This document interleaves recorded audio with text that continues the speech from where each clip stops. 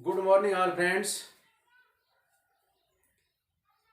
हिंदी व्याकरण के लिए प्रोफेसर CR रेवा द्वारा निर्मित रेवा राजस्थानी चैनल में आप सभी का स्वागत है। मेरा वीडियो आपको अच्छा लगे तो लाइक, सब्सक्राइब और अपने दोस्तों के पास शेयर जरूर करेंगे। दोस्तों, हिंदी व्याकरण में आज का हमारा बिंदु है वर्तमान काल। वर्तमान का अर्थ होता है इसी समय। इसके आधार पर इसकी परिभाषा देखिए। वर्तमान काल परिभाषा: जो क्रिया लिखते या बोलते समय हो रही है उसे वर्तमान काल कहते हैं। वर्तमान का अर्थ होता है जो कार्य हम बोल रहे हैं, जैसे मैं आपको पढ़ा रहा हूं, यह वर्तमान काल है। यानी कि बोलते या लिखते समय हो रही है वो क्रिया वर्तमान कालिक क्रिया कहलाती है। वर्तमान काल के 5 भेद होते हैं। भूतकाल के 6 भेद होते हैं और वर्तमान काल के 5 भेद होते हैं। पहला भेद देखिए, सामान्य वर्तमान काल। परिभाषा देखें: जो क्रिया वर्तमान में होती है लेकिन समय का निश्चित बोध नहीं कराती उसे सामान्य वर्तमान काल कहते हैं। यानी कि जो क्रिया वर्तमान में हो रही है या वर्तमान में होती है लेकिन समय का निश्चित बोध नहीं कराती उसे हम सामान्य वर्तमान काल कहते हैं। उदाहरण देखें, राजा पढ़ता है। राजा पढ़ता है लेकिन इसका अर्थ ये नहीं हुआ कि राजा वर्तमान में हमारे सामने पुस्तक ले रखी है और पढ़ रहा है। यानी कि राजा है वो 8वीं क्लास में या 10वीं क्लास में पढ़ता है, लेकिन इसका अर्थ ये नहीं कि वर्तमान में पढ़ रहा है। तो समय का निश्चित बोध नहीं कि वर्तमान में पढ़ रहा है या नहीं पढ़ रहा है, लेकिन पढ़ता है। दूसरा उदाहरण देखें, रानी गाना गाती है। रानी है वो गाना गाती है, लेकिन इसका अर्थ यह भी नहीं हुआ कि रानी वर्तमान में स्टेज पे माइक ले रखा है और गा रही है, लेकिन वो गाती जरूर है। दूसरा, पूर्ण वर्तमान काल। परिभाषा देखें: जो कार्य वर्तमान में अभी अभी पूर्ण हुआ है। पूर्ण वर्तमान काल का अर्थ क्या होता है कि जो क्रिया वर्तमान काल में अभी अभी पूर्ण हुई है उसे हम पूर्ण वर्तमान काल कहते हैं। यानी कि क्रिया पूर्ण हो चुकी है। उदाहरण देखें, राजा ने खाना खाया है। राजा ने खाना खाया है। दूसरा उदाहरण, रानी ने गाना गाया है। यानी कि रानी ने गाना गाया है, इसका अर्थ यह हुआ कि अभी अभी गाया ही है। तीसरा भेद,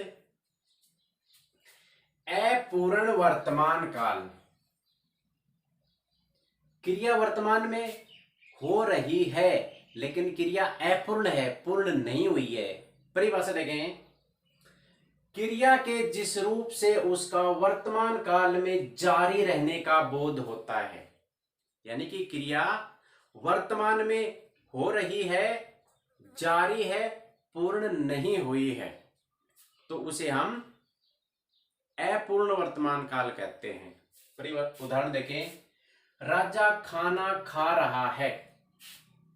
राजा है वो खाना खा रहा है, अभी खाना खाना उसने समाप्त नहीं किया है। यानी कि क्रिया वर्तमान में जारी है। रानी गाना गा रही है। रानी है वो गाना गा रही है, स्टेज के ऊपर माइक उसके हाथ में है और गा रही है, हम उसको देख सकते हैं। यानी कि वर्तमान में क्रिया जारी है, क्रिया पूर्ण नहीं हुई है। चौथा भेद देखेंगे, संदिग्ध वर्तमान काल। जब क्रिया के वर्तमान में होने में संदेह हो यानी कि वर्तमान में क्रिया के होने में संदेह हो, निश्चितता का बोध न हो, वहां पर संदिग्ध वर्तमान काल होता है। उदाहरण देखिए इसका, राजा खाना खा रहा होगा।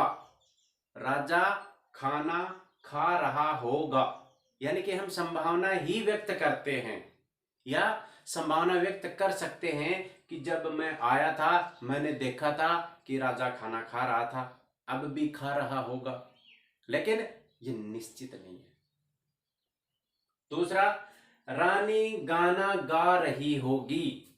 गा रही होगी हम संभावना व्यक्त कर सकते हैं, निश्चित ये नहीं कह सकते कि गाना गा रही है। अगर हम ये कहेंगे कि गा रही है तो उसमें क्या होगा,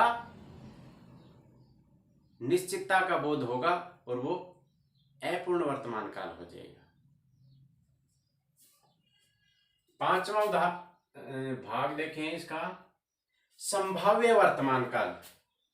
जब क्रिया की वर्तमान में होने की संभावना हो, वर्तमान में होने की संभावना हो, उसे हम संभाव्य वर्तमान काल कहते हैं। उदाहरण देखें, शायद राजा खाना खाता हो।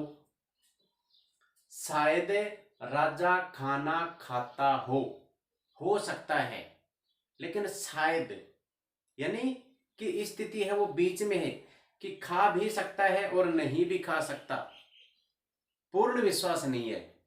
दूसरा उदाहरण देखें, कदाचित रानी गाना गा रही हो।